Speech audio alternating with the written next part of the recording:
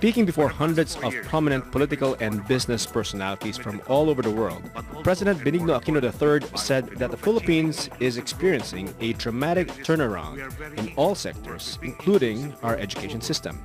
Aquino hailed the erasure of thousands of classroom backlog, including 2.5 million backlog in chairs and tables, and 61.7 million backlog in textbooks. Our students can go to school with a minimum expectation that they will have everything they need to succeed. But in the eve of this statement, the Department of Education has allowed 1,299 private schools to increase their payment for tuition up to 35% for the next academic year. The Commission on Higher Education, too, has approved fees increase of 171 private higher education institutions out of 361 tertiary schools that filed petition to increase fees. Recently, Presidential Communications Operations Secretary Sonny Coloma was quoted saying that those parents who could not afford tuition increases in private schools should send their children to state colleges and universities. The University of the Philippines, for instance, has unveiled a socialized tuition system called STFAP, or Socialized Tuition and Financial Assistance Program, following the premise that the rich must pay more and that the poor must benefit from it through tuition loans and stipends. Ang tawag po namin sa CHED, Commission on Highly Expensive Education. But education advocates and militant groups hit the massive tuition increase, saying that this is against a CHED memorandum stating that the allowable increase in tuition and other fees should not be more than the prevailing national inflation rate. Welcome to Opposing Views, a hard, straightforward discussion of today's most pressing issues. State universities and colleges, or SUCs, in the Philippines are financed by the government, while the lifeblood of private schools is the tuition. Tonight, we weigh the pros and cons of tuition increases and its correlation to access and quality of education. Our debate question for tonight: should private and public schools increase their tuition and other fees to improve the quality of education? Good evening, I'm Nepomuceno, and this is Opposing Views.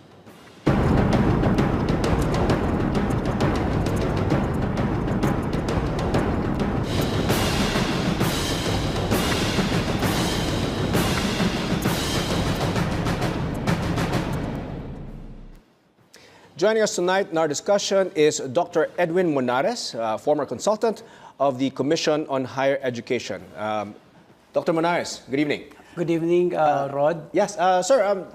Can you give us your quick thoughts, summary of your points in regards to the question: should we increase our tuition in private schools and public schools? Yes, the policy is clear in raising tuition fee, and I suppose raising it actually should be to the benefit of the students in actually making the quality of education a lot better. All right. Now, on the opposing side is Charis Banyas, former student regent of the University of the Philippines. Chaba? Is that Chaba? Yeah, good evening. Thank you for joining us. Chaba, your quick thoughts on this debate question. For both state colleges and universities and private schools, no amount of tuition is acceptable. No? It's generally unacceptable because, one, it undermines the universal right to education for all, and that, two, raising tuition in state colleges and universities has been a justification for cutbacks on state education, and that you have unabated annual increases in tuition on one hand, and you have business tycoons amassing millions to billions of pesos in profit. All right. Okay, so let's start off our discussion. I'll throw the first question to you, Dr. Monares. Edwin, no? Is tertiary education, in your mind, a right or a privilege? I think, well, universally, education is a right, but when it goes to the college education, as the Constitution is clear, diba? That the free is only from elementary to high school to secondary, and you have to pay when you are in college. And so you feel that tertiary education is more of a privilege? Yeah, it's more of a privilege. All right, Chaba, your thoughts? You think it's a privilege, college education? You think it's a privilege, or you should have a right? We think that our position is that tertiary education is a right. First of all, you have in tertiary education, that's where you have scientific development, critical conversation, that's where you develop higher levels of learning. And this enables an individual and a society to contribute to the economic and social development of a particular country. And since it is for the common good, it is a social responsibility. It is a public good, a public responsibility, and it should be steered by the public and supported by the public, meaning the state or the government. Even if the Constitution, as Dr. Monares says, doesn't say anything about the tertiary education being a right. Well, the Constitution states, Article 14, Section 1, that education at all levels is a right, and that the government should make appropriate steps for it to become accessible. It is true that in succeeding laws, say for example, the Philippine Education Act of 1982, the government stated that basic and secondary education are the level of education that should be free. But the point is that the government making tertiary education not a priority is because of dictates of multilateral lending institutions such as the International Monetary Fund and the World Bank to cut back spending on education. Ultimately, what the government does at the moment is to develop hundreds to thousands of or millions of youth that will eventually become semi-skilled laborers and not develop them into professions. Say, for example, those who will work in the agricultural sector, industrial sector, that will advance or help in the progress and development of our country. All right. Dr. Monares, your thoughts on that? Well, I am from CHED and have been traveling a lot, having consultations with the state colleges and universities. I think the data of the lady is not accurate, and it is inflaming actually, the public. Actually, there are some state colleges and universities. Would you believe, Rod, that like for example, I will point at one, Sure. The Bataan State, the Bataan Peninsular State University. It is offering actually a degree in agriculture for free. Free lahat, pati yung kanilang tutulugan, lahat ng bayarin, free. Alright. And just recently, University of Northern Philippines is offering a course, and this is on environmental education, environmental management. It's also for free. But lo and behold, why is it that there are a lot of youth who would not enroll in URS in my province in Rizal? They are also offering this privilege, to all college students. Come on, enroll in agriculture, and it will be for free. But nobody takes it. So you're saying that not all state universities are increasing their tuition. In fact, some are offering for free. For free. All right. So I guess it's a question of whether the youth really like those courses. Do you think that's a fair assessment? I mean, he's stating a fact in this case, no, Chaba. He's stating a fact about two case studies of two universities not charging any tuition, in fact, providing free board and lodging. But the youth, there seem to be not taking advantage of this. Actually, yung parang point ni sir, it just goes to show na free education, particularly for programs that will be helping the development and progress of our country, ay mabuti. Na dapat ganun gawin sa mga state universities and colleges natin. But not all, you're saying? Para sabihin na dahil ayaw ng mga estudyante na mag-enroll sa mga kurso na ito, ay pagpapaliit nung kalagayan sa ating bansa. Kasi in general, kung titignan natin, yung education system mismo ay hinulma na hindi gustuhin ng mga kabataan yung ganitong mga programs o yung ganitong mga courses. Bakit? Kasi in general, ang priority ng mga paaralan ay lumikha ng magiging eventually ay mga managers o top officials o officers ng mga multinational, transnational corporations o kaya naman ay maging semi-skilled na workers. So lahat nagkukumahog mag-nursing, mag-IT, etc. Dahil di umano, ito yung kinakailangan na global demand o ito yung kinakailangan dun sa mga dayuhang bayan. So hindi siya dahil hindi lang gusto ng mga mag-aaral. Ito ay dahil naka-frame yung education system for the longest time para mag-serve dun sa interest ng multinational, transnational corporations at ng mga business tycoons, ng mga businesses dito sa ating bayan. Alright. Now, in your mind, Chaba, is the tuition increase necessarily I guess we could say it's a hindrance. But do you think it necessarily deprives yung constitutional right to access to education? Do you think by increasing the tuition, the government is totally not fulfilling its duty? Definitely. By simply increasing? Kasi we all know every year, tumataas yung mga bilihin and costs and the cost of teachers, di ba? Definitely. Kasi kahit po nag-data ng Commission on Higher Education, sabi niya 3 out of 4 na mga estudyante, age 16 to 22, supposedly in colleges. Pero 3 out of 4 ay hindi nakakapasok. Meaning, 3 out of 12 million Filipino youth, 3 million out of the supposedly 12 million Filipino youth are in colleges. Pero 3 million lamang ang nakakapasok out of yung 12 million. Tapos kung sa unabated annual increases in tuition, ang data ay 85% dropout rate. So meaning, maraming mga estudyante na hindi nakapasok sa mga paaralan for financial reasons. Say for example, ang case study natin ay University of the Philippines. Di umano ay premier state university. Pero out of yung ilang libong nakakapasok sa UP, ngayon na nagtaas sila ng tuition, they have 1,500 pesos per unit, 40% no-show rate.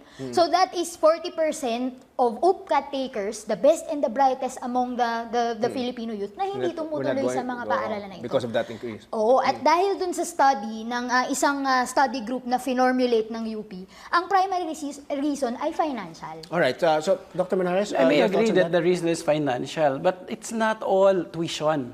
In fact, alam mo, dapat tingnan natin yung issue na to na hindi siya black and white eh. Kasi kung titingnan natin, yung tuition fee, regulated siya. Actually, like, I'm from PUP. I graduated in PUP. And even up to now, it's 12 pesos. Hindi kami nagtaas no, ng tuition fee. Pero, kung titingnan mo kung magkano na ngayon ang binabayar ng estudyante para matapos mo isang SEM, it's already almost 4,000, 3,000 plus or 4,000 because of the miscellaneous fees. At least sa miscellaneous fees, ito yung hindi dinidiscuss in public. Ito yung can you elaborate on hindi malinaw malinaw yung mga guidelines as to paano ako mag-i-increase dito, ano mga fees na dapat at hindi nararapat. No, I think my stand is that sa tuition fee maliit lang yan, it's regulated eh. And the policy on it actually points that there is a sharing nga eh, no? That 70% will go to the salaries and wages of teachers and non-teaching personnel. Then 20% will go to facilities. I think that's good. Lalo na pagka-private. Kasi I think the state cannot wholly subsidize, you know, the cost of college, of tertiary education. And I think we are not yet ready. Even the industrial country, in the top leading countries, no, economically giants, are not actually 100% subsidizing education. So I think yun yung suggestion ko. Na tingnan, hindi kasi ang laging nirarant natin tuition fee, pero ang totoo mas malaki yung mga bayarin na indirect, no, na hindi regulated ang ipinapataw ng mga private schools at saka SUC. Based on your studies, you think that generally yung fees natin, tuition fees and all the other fees, are fair? Fair enough, because actually there's a guidelines that you cannot increase. I mean, compared to, let's say, our neighboring countries. Yes. You cannot increase your tuition fee. The ceiling is the inflation rate. So I think that's fair. Chaba, do you think it's fair? Do you think the increases are fair, considering nga, not just tuition fees, all the other miscellaneous. Syempre, for example, other miscellaneous fees, no? Say books or what like other fees, di ba? And those have generally council fee, And may mga increases more. May mga increases talaga doon, di ba? Pero before yung discussion ng kung fair ba yung current tuition, gusto ko lang sagutin yung usapin ng regulation. Hindi totoo na regulated ang tuition. In fact, yung CHED, tumatanggi siyang mag-regulate. Sinasabi na wala siyang regulatory powers. At actually, yung PALAS, hindi naman siya nagre-regulate eh. Nagmamakaawa lang siya sa mga private higher educational institutions na wag magtaas. Yung 12 pesos per unit ng PUP, hindi yan result ng CHED regulation. Result yan ng mass movement ng mga estudyante. every time na magtataas dyan, kay piso lang yan o 5 piso, mag-arali yung mga mag-aaral dahil yung mga anak doon ng mga manggagawa, ng mga magsasaka ay doon nag-aaral. Yung usapin ng TOEFL ay di umano maliit at hindi mararamdaman. Pero sa totoo lang po, sa loob ng isang dekada, dumoble na ang matrikula. From 250 pesos or something ng 2001, naging 500 plus yan, papuntang 2013 per semester. So hindi siya totoong maliit at hindi totoong nararamdaman. Alright, Yung usapin ng 70-30-10 na hatian, gusto din po natin yung pabulaanan. Kasi actually maraming mga schemes para tipirin ang sahod ng mga teacher. At ang ultimate na point ay, habang patuloy yung pagtaas ng matrikula taon-taon, yung mga businesses na may-ari ng mga schools, Lusiotan, Henry C., Emilio Yap, Aurelio Montinola, ay nag-aamas ng billions, millions in profit. Alright. So, walang amount na fair tuition increase. Okay, Chaba, I have to cut you short. We need to take a short break. Meanwhile, you can react online via Facebook at facebook.com/solarpointviews or tweet your comments at opposing_views. Use the hashtag #OVTuitionHike. Stay tuned. You're watching Opposing Views. We'll be right back.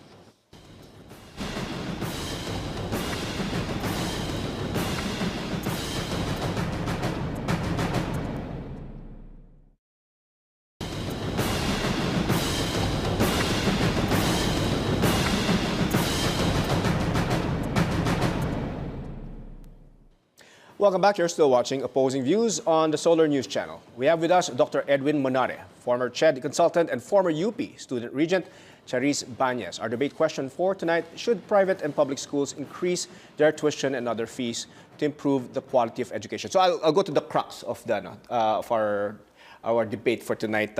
You think tuition fee increases are justified in order to improve facilities and the other services of the schools? Yes, I think it's justified. Kahit nga yung mga bata, pagka ngayon, lalo na may mga cellphones, hindi man sila nagrereklamo pagka nagtataas yung load o nagrereklamo pag nagtataas yung mga signature shirts.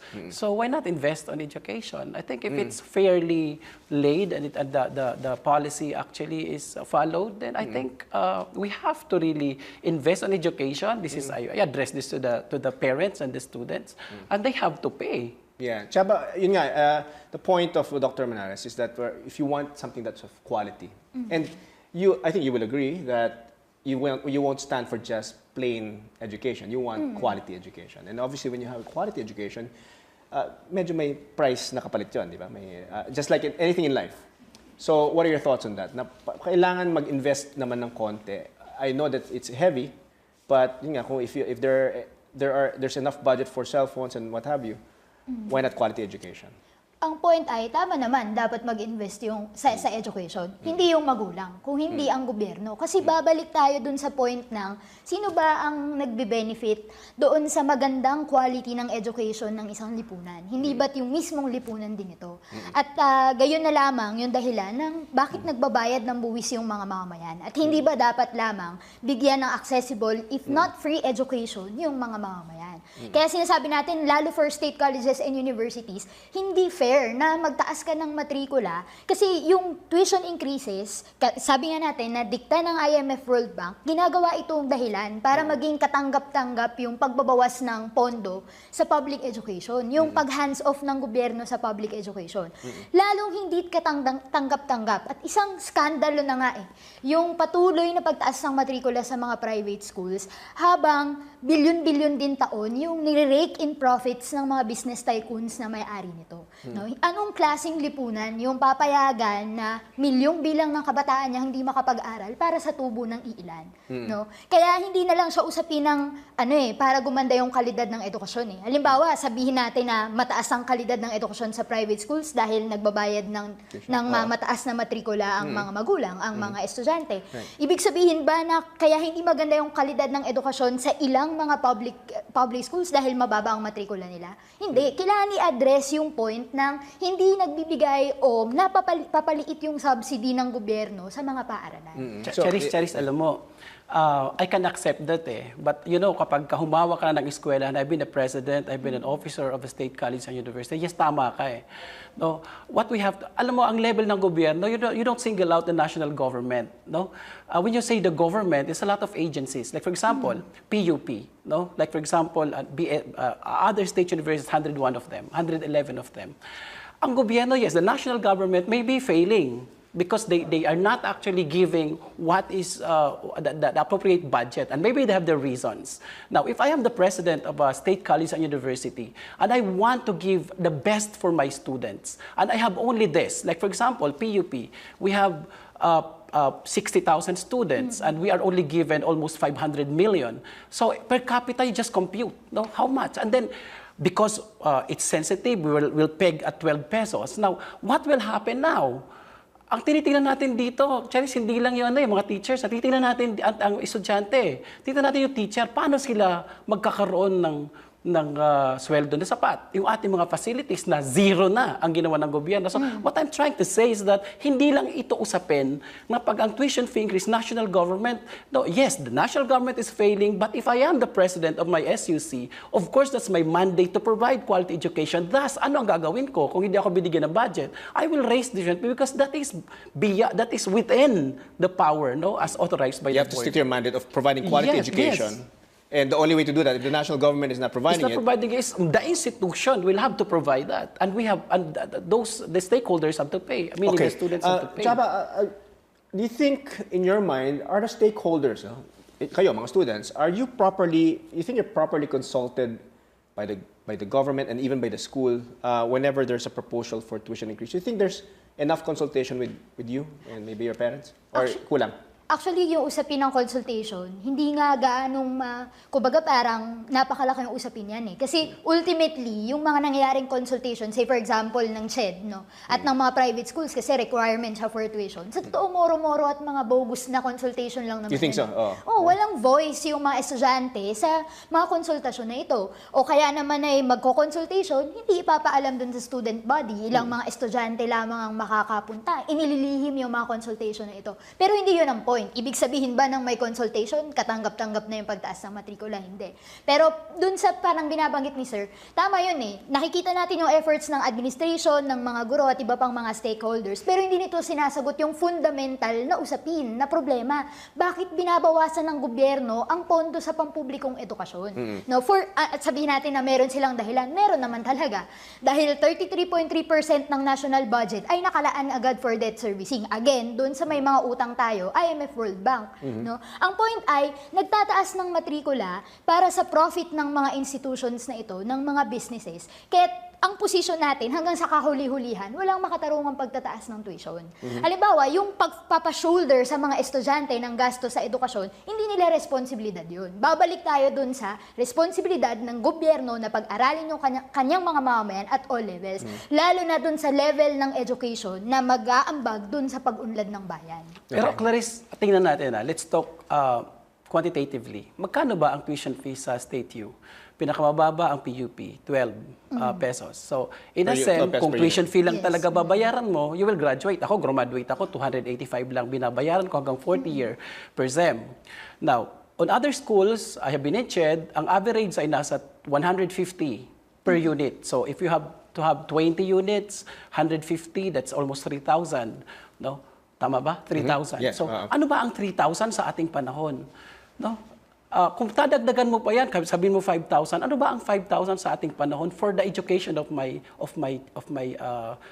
beloved son or daughter, di ba? So I think hindi lang dapat na remember that the government is not really those people occupying the agencies of government. It's us. So we have to do our share. I mean, if I have my daughters and my sons, then first, it should be my duty as a parent, diba? To really work hard and invest, no, or save for the education, and not just to rant. No, sige, gobyerno nagfi-fail. Are we going to just go with it and you just go there outside and protest? Tapos di napapasok yung anak ko. No, I mean, hindi lang ito usapin na pagtaas Hindi lang ito kasalanan ng gobyerno Kasalanan din to ng mga magulang na nag-aasawa ng bata pa, nag-aaral ka, pinag-aaral ka, imbis na mag-aaral ka, naglandi ka. 'Di ba? So ano nangyari? 'Di ba? So hindi lang ito gobyerno. Remember that the price of freedom is being, being there to fight, no? So una, ipagtatanggol ko yung para sa akin, sa anak ko. Pangalawa, consultation, hindi nagagawa. Bakit hindi nag-aalsa yung mga estudyante? So, I think kulang pa siguro yung push ninyo para yung mga estudyante ay talagang sumigaw at sabi, oy, mali, dito kami kinonsulta dito. Sir, to assume na kaya o may capacity to pay yung parents kay 3,000 or 5,000 lang ang matrikula, hindi yan totoo. You have 66 million Filipinos living on less than 125 pesos a day. So, minimum wage earners na 466 pesos, hindi ka talaga makakapag-aral niyan. Yung pag-assume na kayang magbayad ng matrikula ng mga estudyante at nasa kanila yung burden of proof, kailangan patunayan mong dayok-dok ka sa kahirapan, yan ay nagtatanggol sa profit. Yan ay nagtatanggol doon sa sistema na pagkakitaan, gawing commodity, kalakal, negosyo ang edukasyon. Clarice, nandiyan tayo sa usapin na yan. No? Actually, kung pupunta ka sa CHED, meron tayong not less than 1 billion na scholarship fund. No? Sa mga local government, they have also, actually, nagkaroon na sila ng mga looks, no? That they can offer education, higher education to their constituencies. Tapos, itong mga pondo na to, ang nangyayari, bakit hindi ito na-access? Pangalawa, halimbawa, pumasok ka sa Hindi ba talaga na-access, Doc? Yeah. Kasi kulang sa nag-a-apply. It's either siguro kulang yung information dissemination. Again, it's a national government. Again, hindi kasalanan yun ng mga private school, hindi kasalanan yun ng SUCs as an institution. Remember that the government, hindi yan buo. May mga level-level yan. No? So, bakit walang move, no? na ito, kalampagin natin para itong scholarship na to ay lumabas? At kung yung mga estudyante talaga ay graduated na halos lahat subsidized ng gobyerno, 'di ba? So kasi nag-aaral ako ng mabuti. I think hindi lang 'to usapin na tuition fee kaya hindi nakapag-aral That's sweeping. The issue of education is a rainbow of an issue. No? Na meron talaga diyan pinili niya na hindi siya mag-aral. Meron diyan pinili niya na hindi na umabot diyan dahil mali yung values niya. Kasi may mga diba? Exactly. Factors. So maraming factors. Pero to generalize na kaya maraming dropouts, kaya kasi sa tuition fee, I think that's unfair. So I was going to go to that question. There's Chaba has mentioned that there's a lot of dropouts earlier in the show, no? There was a lot of dropouts mainly because of tuition fee increases. Do you agree? Is that an accurate statement? I really don't agree. Kasi marami ang pumunta sa probinsya. Una, karamihan yan, naglalandi kasi nabubuntis. So, nagiging nanay na at tatay na, so they have to leave. Second, mahirap yung magulang nila. Kahit sila ay scholar, kahit sila binibigyan ni mayor ng pagkakataon mag-aral sa LUC, o kaya siya ay magaling, no, na meron siyang entrance scholarship, kailangan niya tulungan yung kanyang mga magulang. So kailangan niyang umalis. O kaya yung kanyang magulang nag-OFW, tapos yung mga maliliit niya mga bata, kailangan niya take care. So, hindi lang to usapin ng pera. Usapin to ng responsibilidad ng isang bata at ang kanyang pagpapahalaga kung anong edukasyon at paano siya makakuha nito. Okay. Chaba, your thoughts on that? It's not just purely yung government not providing yung tuition nga, but rather holistically, I guess yung whole system. Naman yun. Pwedeng yung maraming hindi nakakapag-aral, maraming factors dyan. Kabilang dyan, halimbawa, yung socio-economic. May mga kabataan naman talagang hindi na priority or hindi na naiisip ang mag-aaral kasi sila ay nagbubukid o sila ay nagsasaka, sila ay nagtatrabaho sa mga pabrika. Pero ang point ay, kailangan kasi natin i-pin down or i-identify ano yung fundamental problem. At para sabihin na mas malaki yung papel ng individual kaysa sa doon sa gobyerno ay pagtatanggol doon sa ginagawa ng gobyerno sa kasalukuyan na one, i-abandon na ang public education, two, i-privatize, i-deregulate ang sistema ng edukasyon doon sa ating bayan. Hindi natin pwedeng tanggalin yung accountability ng government kasi yan ang papatakbo ng lahat ng affairs ng isang bansa. At policies niya sa kasalukuyan, economic policies na nakakawing doon sa structural adjustment programs ng IMF World Bank since 4 decades ago, ang siyang dahilan bakit nagkakaganito ang ekonomiya ng Pilipinas in general at ang sektor ng edukasyon sa pagpapartikular. All right. Again, I need to cut you short. We'll take a short break. More on the issue of tuition and other fees increases. When we come back, please stay with us.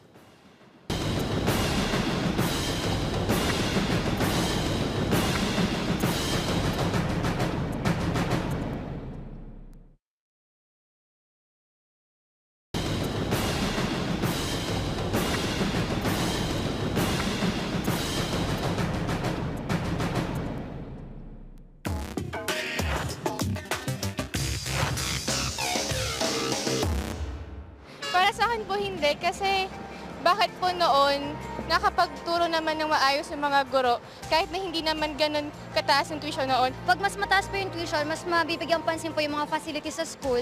Yung tuition naman yan, hinihingi rin ng eskwelahan yan para ma-upgrade siguro din yung mga facilities nila, yung, yung education nila, para makapag-hire sila ng mga professor na mga magagaling. Economy natin, yung cost of living tumataas, tapos isasabay nila yung pagtaas ng tuition fee. Samantalang kailangan natin ng education para mapababa yung cost of living. Kung sa akin lang, dapat hindi. Kasi maliliit ang sahod, walang increase. So paano ang mga maliliit na sahod hindi kaya sa mga tutuusin ng mga pangailangan ng pag-aaral? Welcome back. You're still watching Opposing Views on the Solar News Channel. I'm Nepomuceno.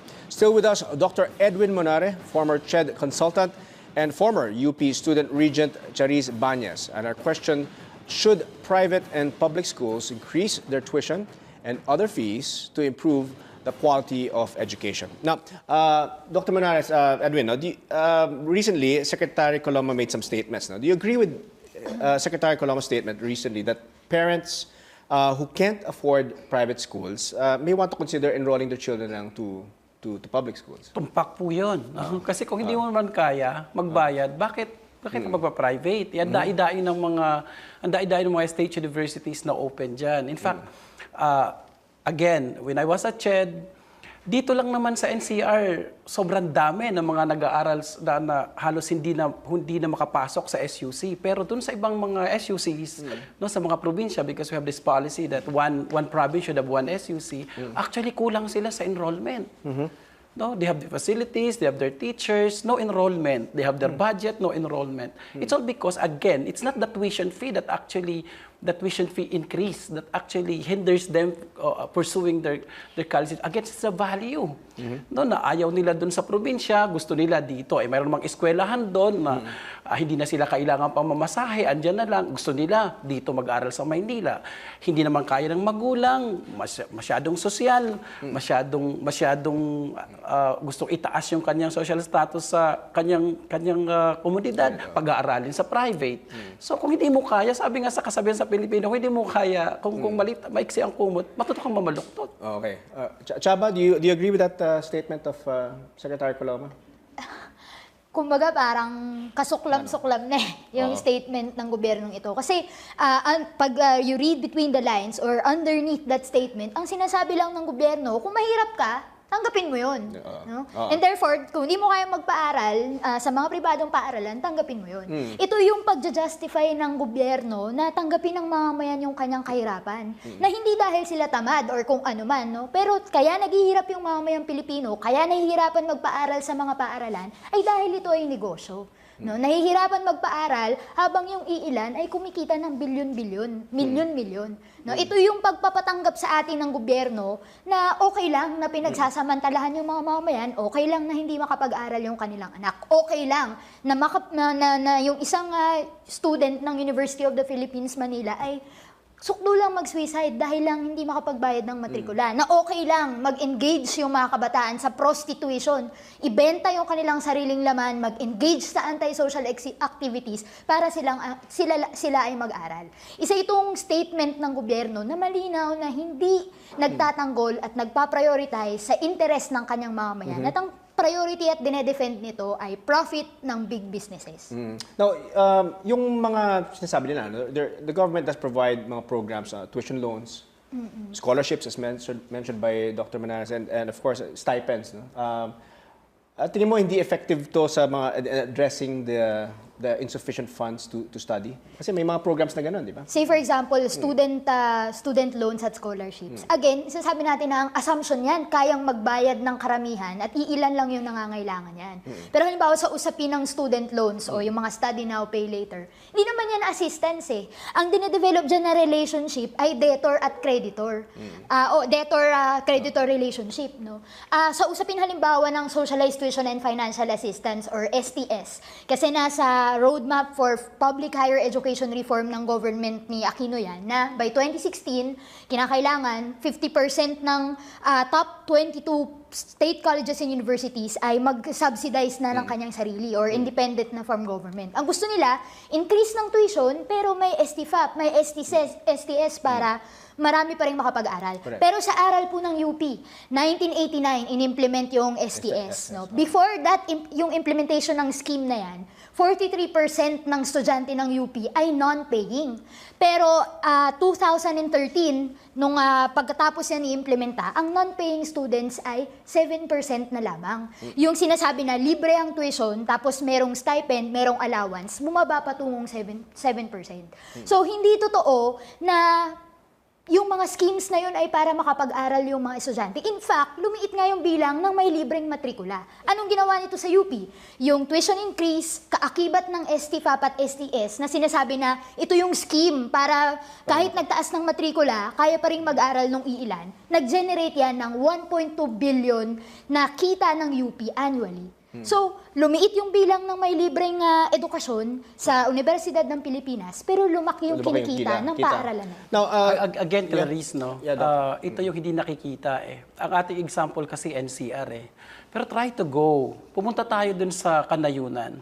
Nakatiwangwang yung mga state universities, may mga program, sabi ko nga yung iba, di ba, libre na, walang nag-i-enroll. I think this is not, yung sinasabi nating tuition fee increase kaya hindi nakakapag-aral, I think it's unfair. No? It's unfair na sweeping, sasabihin natin ng ganon. Kasi ang totoo, maraming mga bata na gusto nila pumunta sa syudad. Mga bata gusto nila pumunta sa Metro Manila para mag-aral. Makipagsiksikan sa PUP, makipagsiksikan sa PNU, makipagsiksikan sa UP.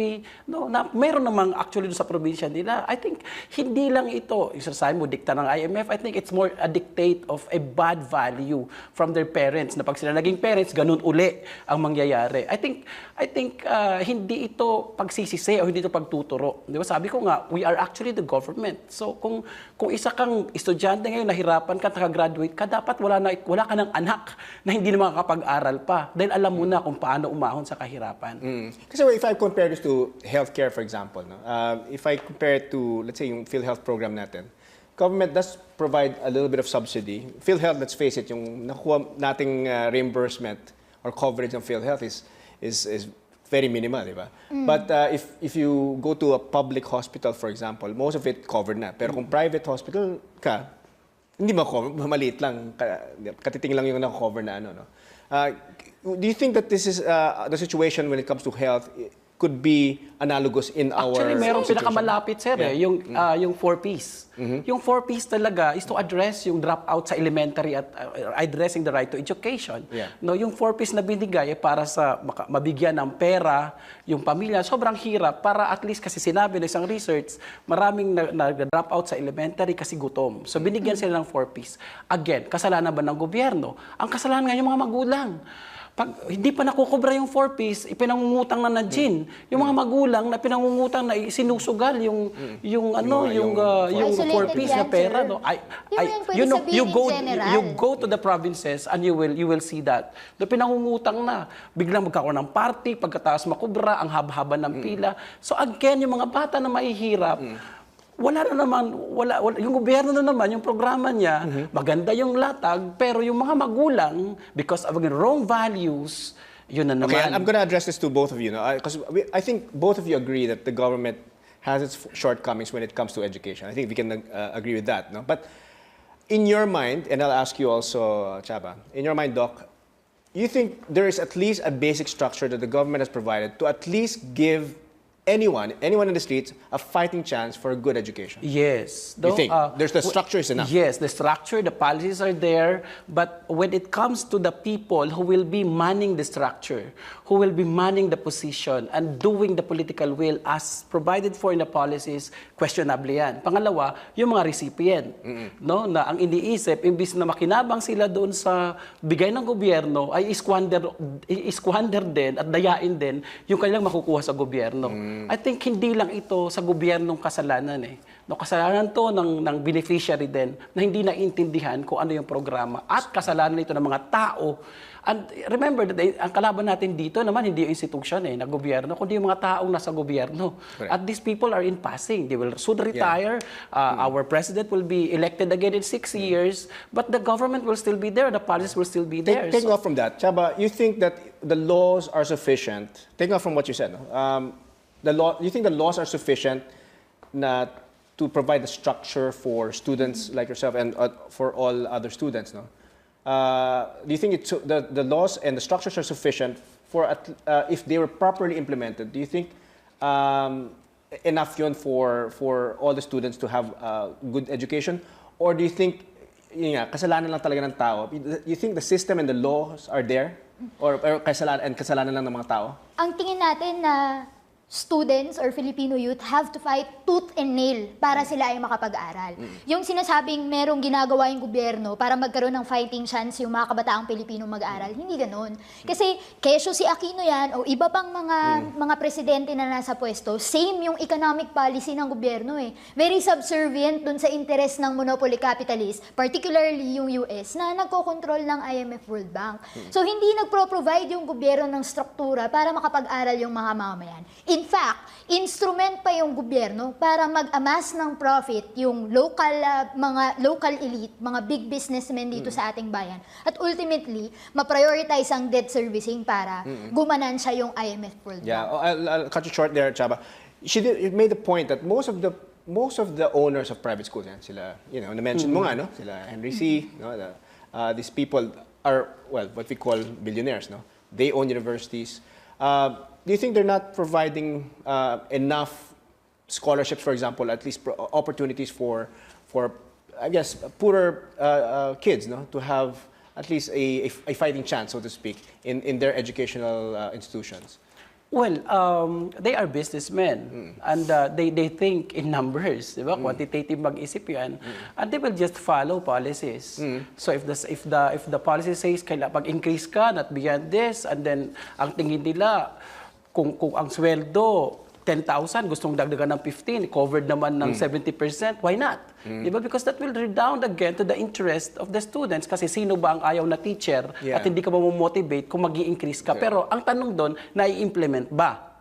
Yun. So again, the government has to be there to really police. Diba? To really do their job. Pagka nag-fail yan. I'll ask Chaba, we're in the tail end of our show. We have a couple of minutes left.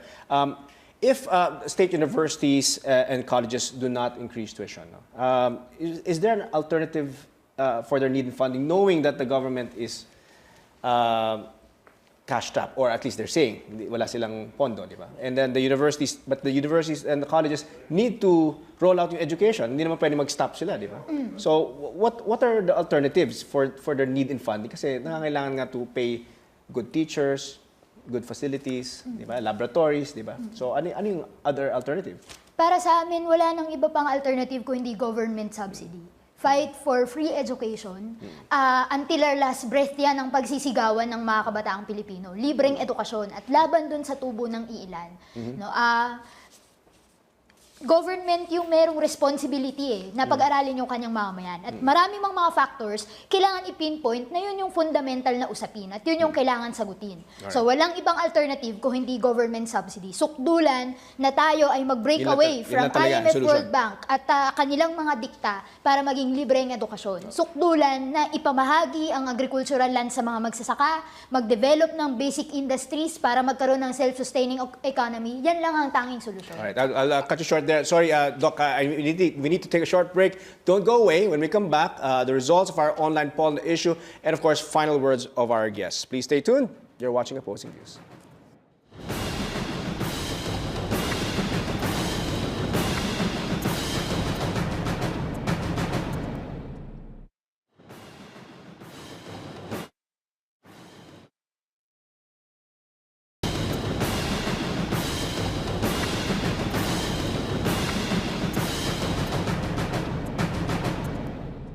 Welcome back. This is Opposing Views. I'm Nepomuceno. And our guests, Dr. Edwin Monare, former CHED consultant and former UP student regent Charis Banyas. And we asked tonight, should private and public schools increase their tuition and other fees to improve the quality of education? Before the break, Chaba, you were making a point that the solution here is the government just not pay the IMF, disregard our loans, so that we won't be tied down to debt servicing and be able to provide more for education.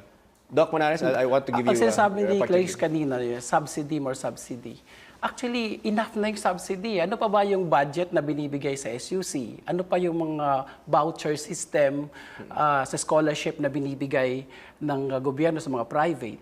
Actually, hindi ito usapin na ang gobyerno kailangan ibigay niya lahat para sa isang SUC. Kasi kapag ginawa na niya yon, ano na natitira para sa trabaho ng presidente? Take this point. Sa LSU, ilang ektarya yan meron? Yung mga SUCs natin sa iba-ibang provinces. Ibigay mo yung mga lupa na yan sa isang private entity, kikita ng milyon dyan kahit na hindi taasan ng tuition yung makapag-aral na. Take this. When I was still a consultant, I went to Tagbilaran. Meron sila doon si Viscaf, napalitan na yata yung pangalan. Si Viscaf, si Engineer Magante, yung kanilang presidente. Alam nyo ba na ang mga estudyante na nag-aaral, hindi nila minamind yung tuition fee? Kasi yung presidente magaling. Kaya nga may pang-apat na tayo. Dapat yung pillars, di ba? Instruction, research, extension, may dinagdagan na. You have to generate your own fund, IGP or production. Ang ginawa nitong presidente na to, imbis na mag-alat ng milyon para sa pader, ang ginawa niya, in-offset niya into wallet. Tapos nilagyan niya dyan ng mga lugar-lugar na kung saan yung kanya mga estudyante sa refrigeration, kumikita na, imbis na bumili pa yung estudyante ng sira, o sisirain, tapos ayusin uli, yung mga tao na mismo yung pumupunta na generating. So therefore, hindi lang ito usapin na ang gobyerno ipopoint natin national government. Usapin ito na dapat tama ang values ng magulang, tama ang values ng estudyante, at tama yung nanunungkulan. Kasi meron silang responsibility. They cannot be given 100% of what they want. Naging presidente ka pa.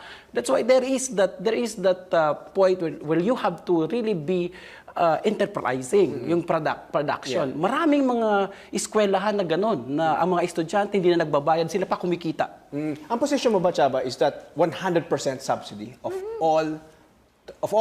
everyone? Actually, and have you made a study on that, how much that would take?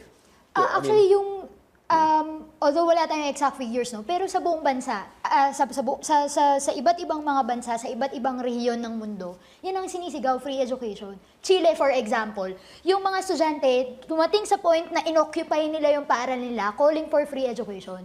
Dumating sa point na isang artist ay pinunit lahat ng documents hinggil sa student debt, na ang panawagan nila ay free education.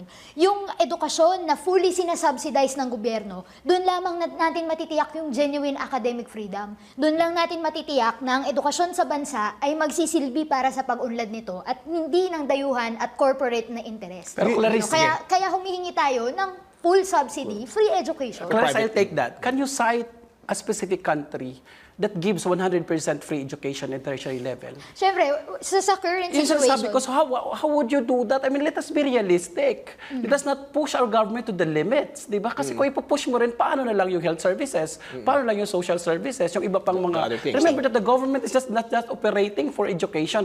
Kung titinan mo, mismo yung mga tao, paano yung household, this is from NCSB, data. Ano ba yung pattern ng expenditure ng mga pamilya? Makikita mo 1.38 sa alcohol, sa pag-inom. 3.6 sa kanilang papunta sa restaurant at sa recreation. Ang education, yung para sa education lang inaalat is 3.7. So mas malaki pa kung titingnan mo yung mga luho kaysa investment nila sa edukasyon. So, hindi ito usapin na ang gobyerno may kasalanan at may 100% yan. Tertiary education is a collective responsibility. Doc, we have, Doc Chaba, we have unfortunately a few minutes left, no? Very few minutes. Are there tangible examples that tuition increases have translated to quality education? Have you seen cases like that? Yes. Take, for example, Ateneo, LaSalle, and all these leading institutions, they are operating on tuition and they are producing the best graduates. The fact is, when you apply, kapag Ateneo ka, LaSalle ka, all this known school, mayroon ka ng agad mas malaking chance to be hired. In fact, kahit mga newspaper, preferably from reputable schools, and this includes blah, blah, blah, blah, the private schools. Yeah, so, Pero yes. halimbawa, ang point natin doon, hindi naman yung dahil sa mataas yung matrikula nila Yeah? Ang point ay, halimbawa for sa mga state colleges and universities, bakit nauungusan ng mga private schools na ito? Dahil nga ba mababa yung tuition nila? Hindi, dahil walang government subsidy. As to yung libreng edukasyon, totoo yun. Sa kasalukuyan, either ang mga governments ngayon ay mamalaking subsidy lamang for education, sa mga socialist na mga bansa as in the past, kinakaya na gawing libre yung edukasyon. At isa pang point, huwag natin pagbanggain yung education, health sector, etc. etc. Kasi ang point natin, basic social services yan na dapat binibigay ng gobyerno sa mamamayan. Ang punto natin dito, malaking bahagi ng pera ng gobyerno ay pagbabayad ng dayuhang utang. At ito ay, kumbaga parang kaya nababawasan yung pondo sa public spending. Huwag nating i-generalize na kasalanan ito ng mga mamamayan, ng mga estudyante, ng mga magulang. Dahil ultimately, may kailangan kang singilin. Okay. May dapat account. Doc, do you agree with that? We shouldn't pay our debt para lang ma-provide tayo ng free education. Hindi pwede yun. Kasi unang-una, kung pagkakamali man yan ng iba, trabaho ng nakaupo ngayon na baguhin yan. At trabaho ng botanteng Pilipino na wag nang bumoto ng mga ganong klaseng leader. I think, again, I studied, it's a collective responsibility. It cannot be free. There's nothing free in this world. That's a basic sustainable development. I'm an advocate of social development. There's no free lunch. No? At least magtrabaho ka. Pwede naman sa PUP may mga estudyante na para makapagbayad sila kahit sa maliit lang na halaga, nagtatrabaho sila and they learn. Pero iba talaga mga estudyante, tamad. May mga magulang talaga na palalo, na gusto yung anak doon, masyadong sosyal, na ilalagay sa private, wala namang pambayad. Kaya I'll throw this question also. I got a message. There was an argument saying, Chaba, that yung mga humingi ng free education, normally the ones who are unfortunately less privileged in terms of economic status, normally they're the ones who are not paying taxes. Diba? Lalo yung mga diba? Tapos yung mga obviously ngayon the question is, if you're not paying taxes, then how can you get Attorney, free education? sabi nga niya, di ba? Sa mga socialist country, kaya naman nila yung free. But what is the economic structure of a socialist country? Pag-aari nila lahat. Sila ang kumikita lahat. Therefore, binibigay nila. Maging socialista ang Pilipinas, sir, di ba? Pero bakit yung iba mga socialist countries, they have failed? Hindi nag-fail. Iba pa siyang debate, no? Pero it's not socialism that failed. It's modern revisionism, sir, di ba? Wag nag-aral tayo ng history, world history. Pero ang point natin, yung binabanggit natin na nagka-cry for free education na hindi nagbabayad ng buwis, hindi yun totoo. Value-added tax sa sardinas, sa bigas, sa lahat ng prime commodities, may buwis. Nagbabayad yung mamamayan ng buwis, kesyo minimum wage earner yan o mahirap lamang. Sa bawat pagbili ng noodles, ng sardinas, nagbabayad yan ng buwis. Ang totoong hindi nagbabayad ng buwis ay yung malalaking negosyo. So imagine, yung mga business tycoons na nag-aaral nag-ooperate ng mga paaralan, nag-aamas ng profit, tas may tax break pa, may tax exemption pa. So anong klaseng gobyerno na pumapayag, gatasan yung kanyang mamamayan para sa tubo at benepisyo ng iilan?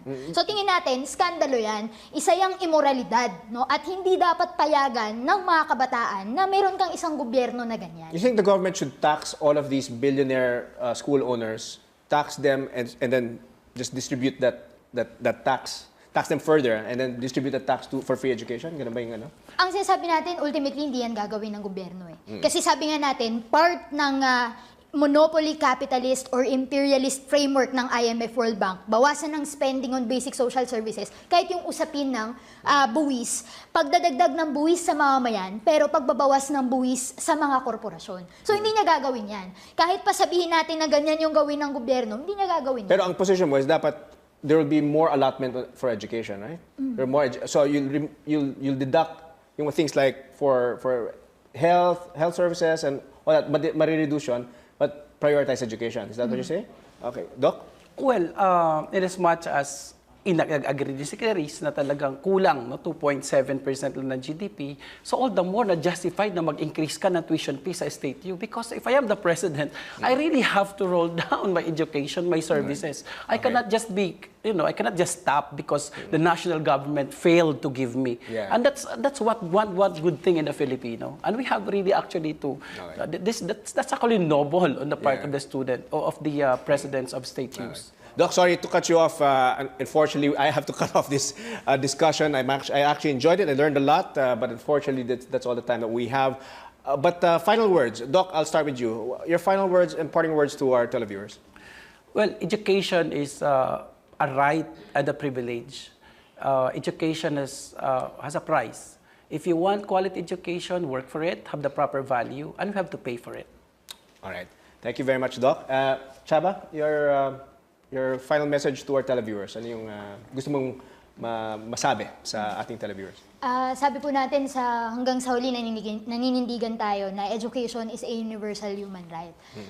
Kinakailangan tutulan ng mga mamamayan yung kasalukuyang kalagayan ng pagkakatali ng ekonomiya ng bansa natin sa dayuhan. Ito yung dahilan kung bakit ganito yung sistema ng edukasyon. Isang edukasyon na nagsisilbi para sa interes nila, isang edukasyon na ginagawang kalakal. Sabi nga natin, yung Philippine educational system, microcosm siya ng problema ng ating lipunan. Sinasalamin na yung mas malalalim pang mga problema ng lipunan. At kung gusto nating maging libre ang edukasyon, maging nationalist ito, magsilbi dun sa interes ng mga mamamayang Pilipino at ng ating bayan, ultimately, lipunan yung kailangang baguhin. Yung isang lipunan na dominated ng iilan na mga elite at mga businesses, landlords sa ating bayan. Isang lipunan na meron kang gobyerno na subservient, tuta, dun sa interes ng dayuhan. So to fight for free education ay laban para sa tunay na pagbabagong panlipunan. All right, thank you very much. Thanks to our guest, Dr. Edwin Monare, former CHED consultant and former UP student regent Charis Banyas. Now, let's feel the pulse of our nation. Should private and public schools increase their tuition and other fees to improve the quality of education? Those who answered yes, we should increase tuition fees, 30%. Those who say no, 70%. And that's our opposing views for tonight. Tune in again next week for another bold and engaging discussion on today's most relevant issues. I'm Nepomuceno. Good night, God bless, and happy weekend.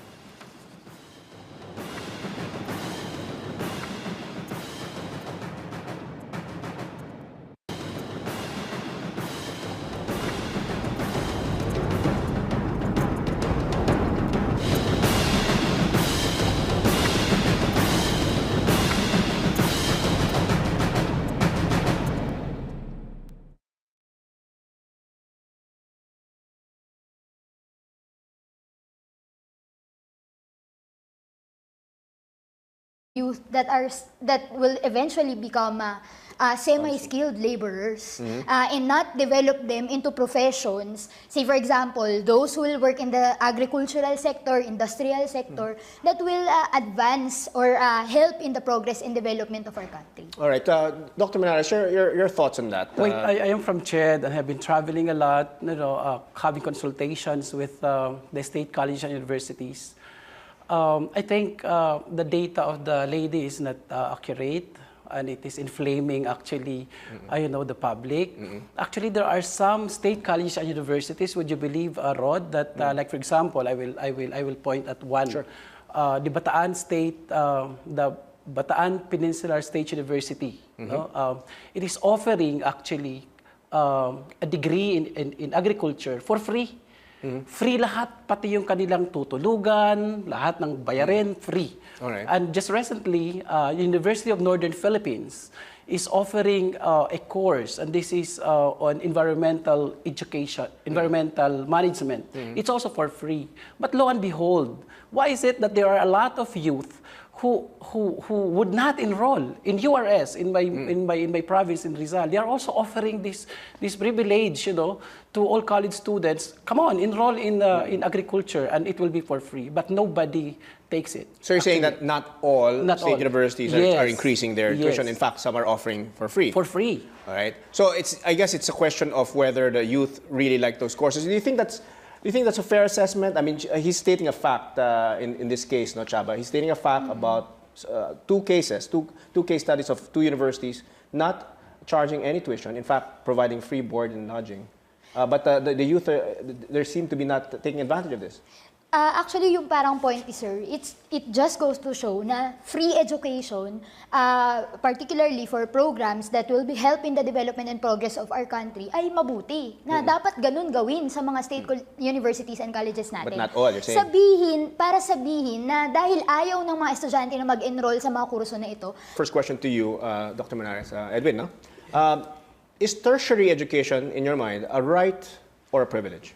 I think, well, universally education is a right, but when it go to the college education, as the Constitution is clear, diba? That the free is only from elementary to high school to secondary, and you have to pay when you are in college. And so you feel that tertiary education is more of a privilege? Yeah, it's more of a privilege. All right. Chaba, your thoughts? You think it's a privilege, college education? You think it's a privilege or you should have a right?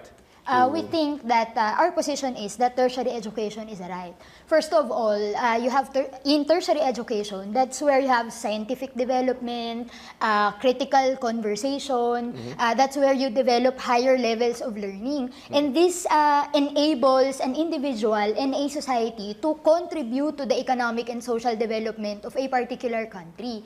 And since it is for the common good, it is a social responsibility. It is a public good, a public responsibility, and it should be steered by the public and supported by the public, meaning the state or the government. Even if the Constitution, as Dr. Monares says, doesn't say anything about the tertiary education being a right. Well, the Constitution states, Article 14, Section 1, that education at all levels is a right, and that the government should make appropriate steps for it to become accessible. It is true that in succeeding laws, say for example, the Philippine Education Act of 1982, the government stated that basic and secondary education are the level of education that should be free. But the point is that the government making tertiary education not a priority is because of dictates of multilateral lending institutions such as the International Monetary Fund and the World Bank to cut back spending on education. Ultimately, what the government does at the moment is to develop hundreds to thousands of or millions of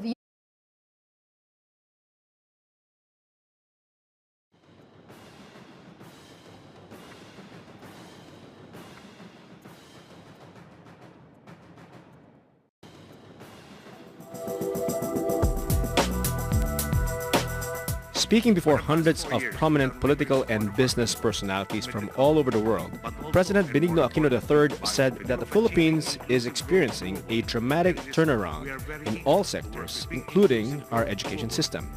Aquino hailed the erasure of thousands of classroom backlog, including 2.5 million backlog in chairs and tables and 61.7 million backlog in textbooks. Our students can go to school with a minimum expectation that they will have everything they need to succeed.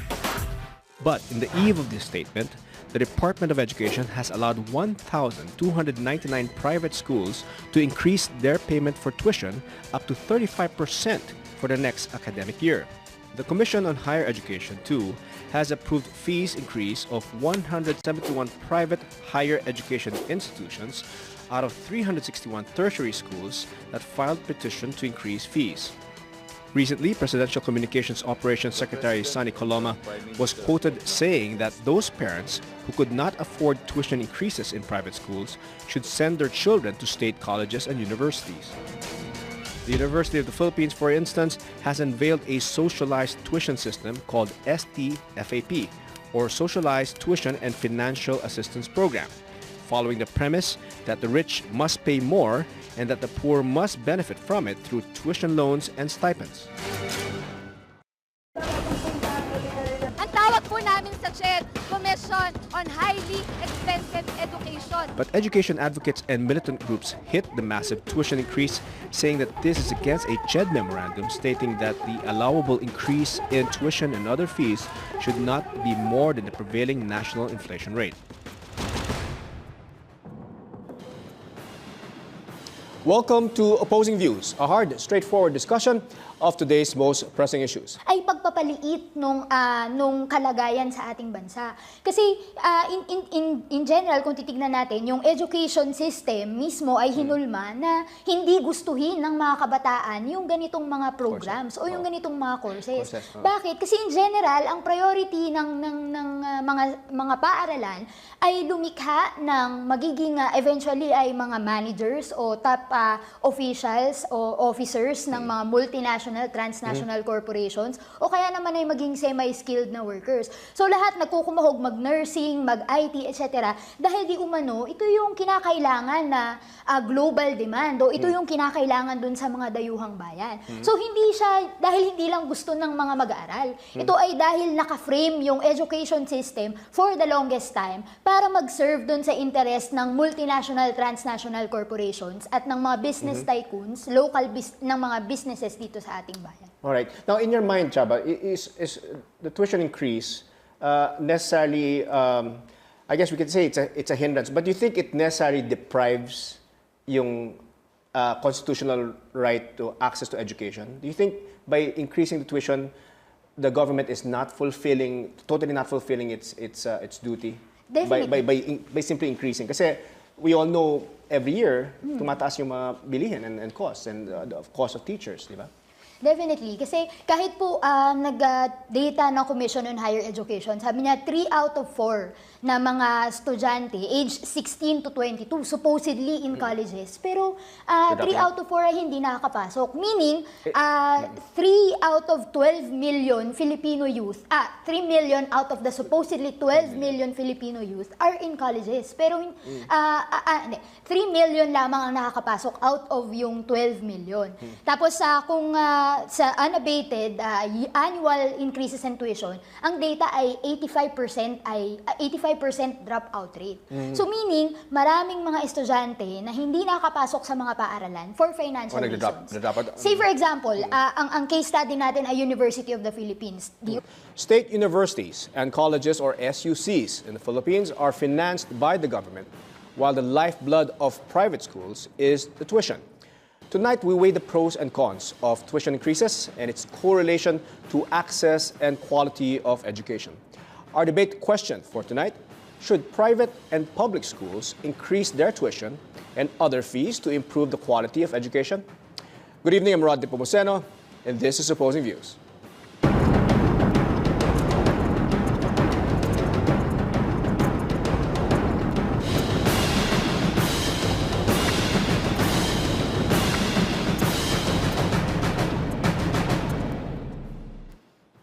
Joining us tonight in our discussion is Dr. Edwin Monares, former consultant of the Commission on Higher Education. Dr. Monares, good evening. Good evening, Rod. Yes, sir. Can you give us your quick thoughts, summary of your points in regards to the question: should we increase our tuition in private schools and public schools? Yes.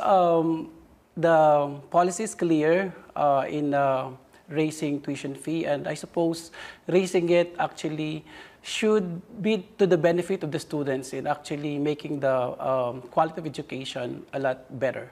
All right. Now, on the opposing side is Charis Banyas, former student regent of the University of the Philippines. Chaba? Chaba, yeah, good evening.